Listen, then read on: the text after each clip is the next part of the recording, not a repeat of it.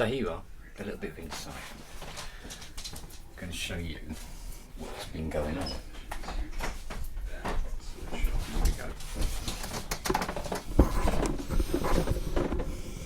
Right. So the first thing you come across, obviously, is my mentor and also my tea maker, and my studio assistant, who's always here as influence.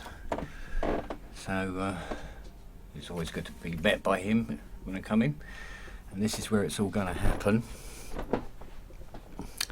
So if we start over here, we've got the lovely SL88 grand with the mixed face.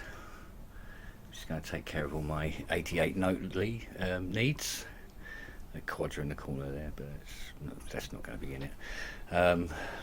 The trusty Motif VS7, and for a bit of authenticity, a little bit of a vocoder VP330.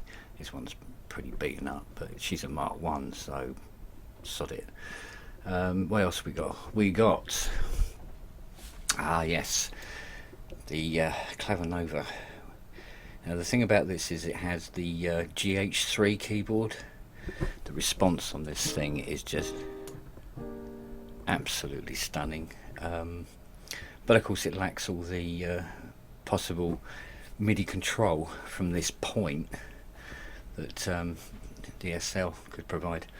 Then of course the cherry red Korg Oasis, beautiful sounding machine, the best of the lot.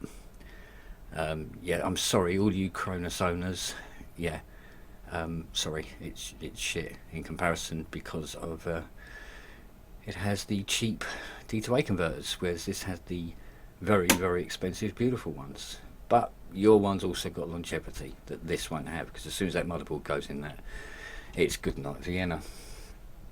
So analog corner, so we've got a nice selection of analog solutions up here. Got the Nyborg, got the Leipzig, and of course the Polymath.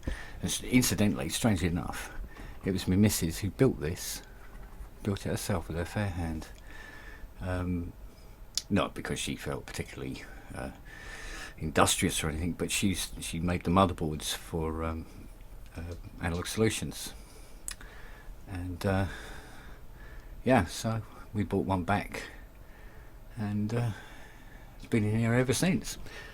So moving on, well of course we got this.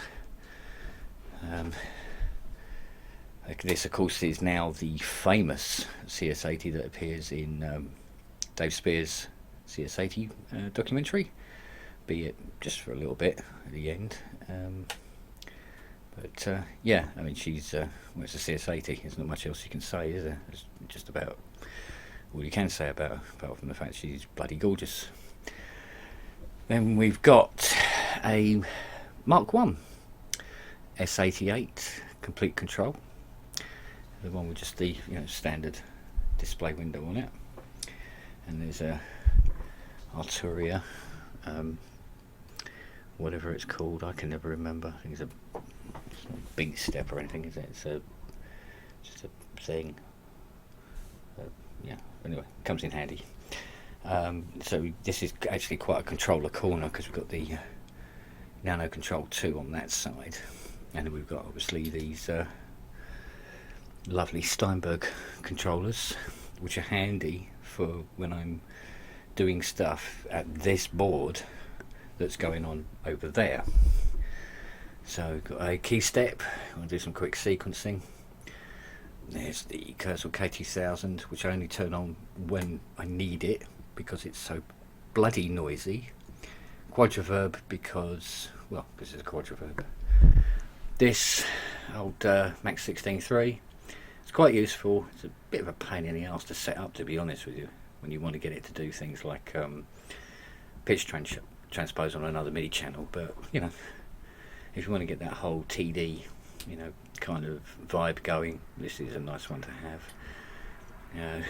It's a little TT78 because I can't afford a CR78, and a Hive.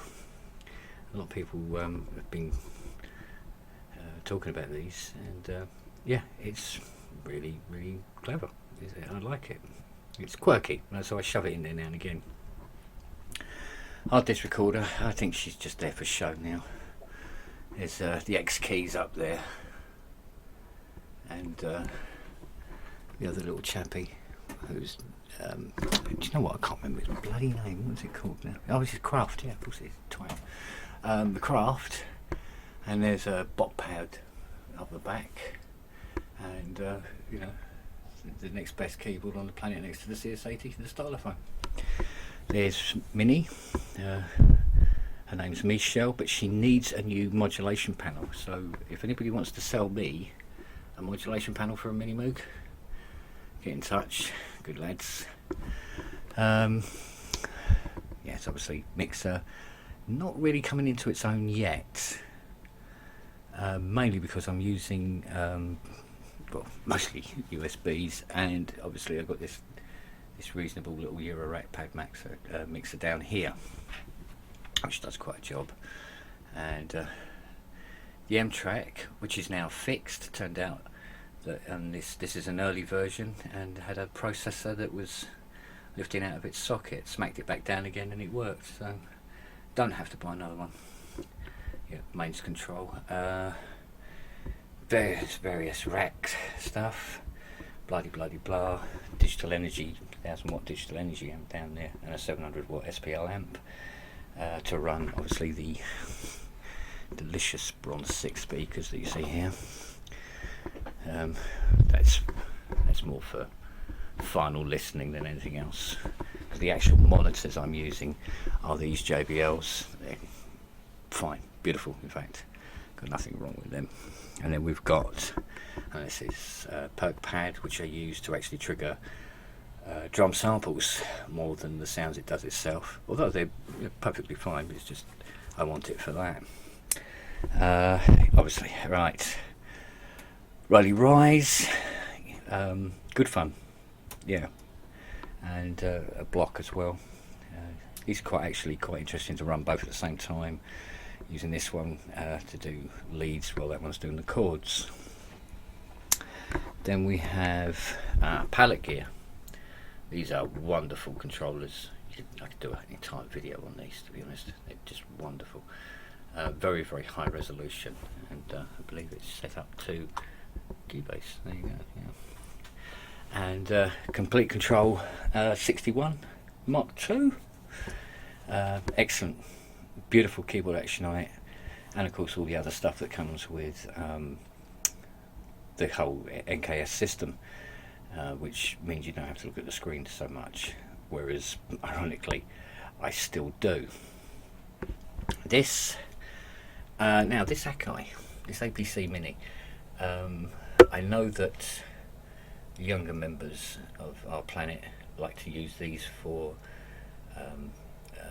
MIDI control, note information, putting together beats and stuff like that, but I actually use it because these are assigned to keys, and I can reach for these to do key switching that may be off the scale of the keyboard itself, because sometimes they put these key switches really low down. I know Spitfire Audio put them down here quite a way, and East West people they stick them up here. Sometimes it's never in the octave range to which you're actually playing in at any one time, so that's really handy. Of course it's got 1001 other uses, you just simply have to do it yourself. So Slate Raven, this is 10 touch. It's not actually a Slate Raven at the moment.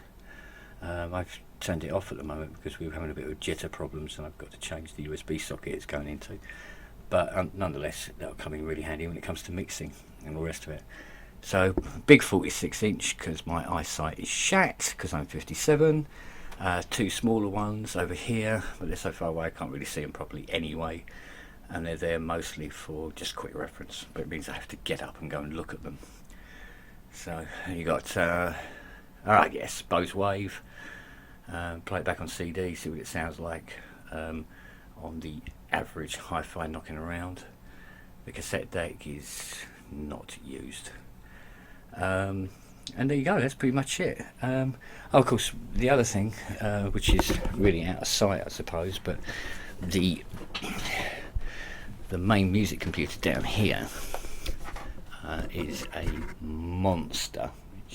You couldn't believe how big and how heavy that actually is. And obviously expression and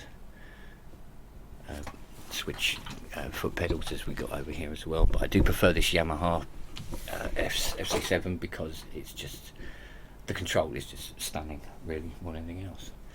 So there you go. That is pretty much the gear that is going to be used on the Ringworld album. When it's finished, you can decide whether the money was worth it. So anyway, there you go. Now you've seen it. Ciao.